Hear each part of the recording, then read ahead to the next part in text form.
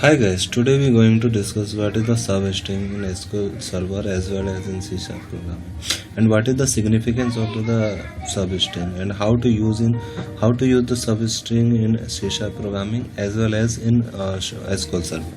So let's begin.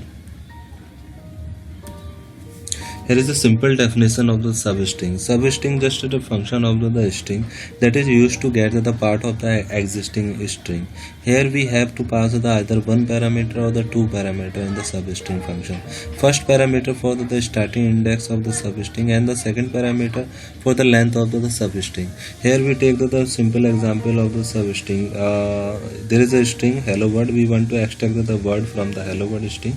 Then we pass the two parameter in the substring function. First is the starting index of the substring and the second parameter length of the substring, and we can get the output word from the hello world string. That is the simple example of the substring in the C#. Here you can see the live example of the substring. We put the same code in the console application in the Visual Studio, and I going to run this coding. Let's see what is the happen. See, we get the same output what we expected. If we change something in parameter, then we can get the different output.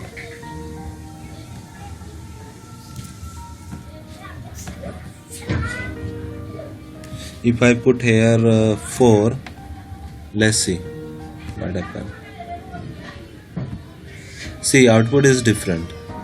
Here is a string and here is our substring with the sense of substring parameter. I hope you can understand. What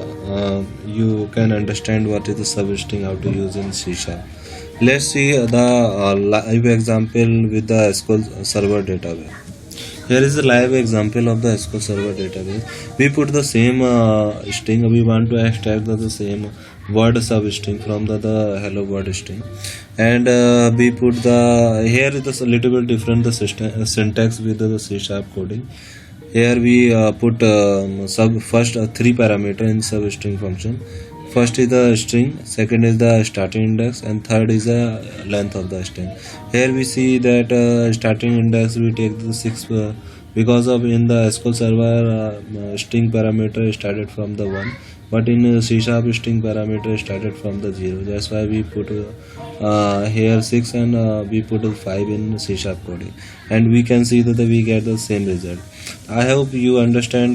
You can also understand how to use the substring in the SQL database. Thank you for watching this video.